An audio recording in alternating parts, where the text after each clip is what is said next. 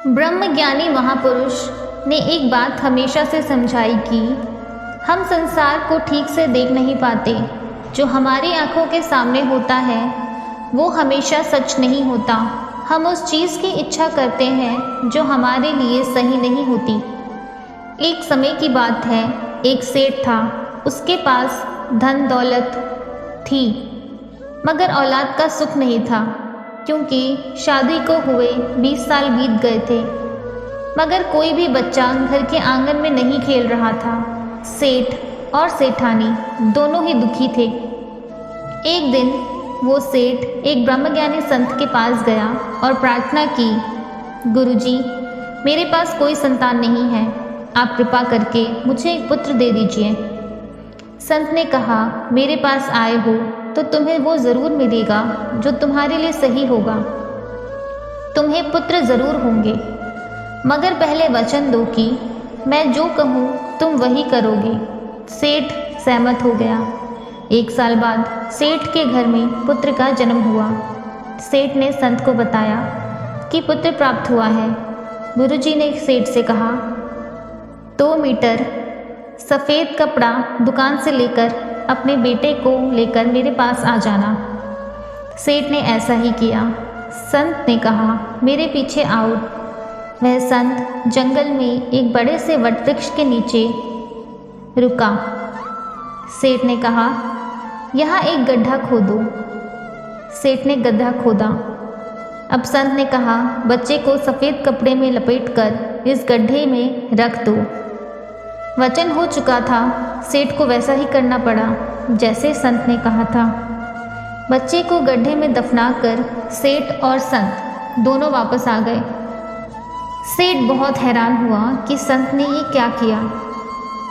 इससे तो मैं बेऔलाद ही अच्छा था।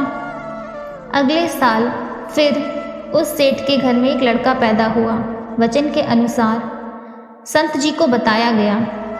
उस बेटे के साथ भी वही किया गया जो पहले बेटे के साथ किया था। इसी तरह हर साल एक बेटा पैदा होता और संत उसको उसी बरगद के पेड़ के नीचे दफना देता। सेठ के 4 बेटे बरगद के पेड़ के नीचे दफना दिए गए। अब सेठ के सब्र का बांध टूट गया। उसने पूछा, गुरुजी, आखिर आप करना क्या चाहते हो? अब मैं सहन नहीं कर पा रहा हूँ। संत ने कहा, तुमने अपना वचन तोड़ दिया है। काम अभी पूरा नहीं हुआ था। आज शाम को तुम उस पेड़ के नीचे जाकर छुप जाना और अपनी आंखों से देखना और कानों से सुनना कि मैं क्या कर रहा हूँ। शाम को सेठ गया और पेड़ के पीछे छिप गया। जो बच्चे वहाँ दफनाए हुए थे वो चारों आत्मा रूप में बाहर आए और आपस में बात करने लगे। पहले ने कहा, मैंने सेठ से 2 लाख रुपए लेने थे। इसने 2 मीटर सफ़ेद कपड़ा देकर हिसाब पूरा कर दिया। मैंने पूर्व जन्म में बड़ी मुश्किल से 2 लाख रुपए अपनी बेटी के लिए जमा किए थे।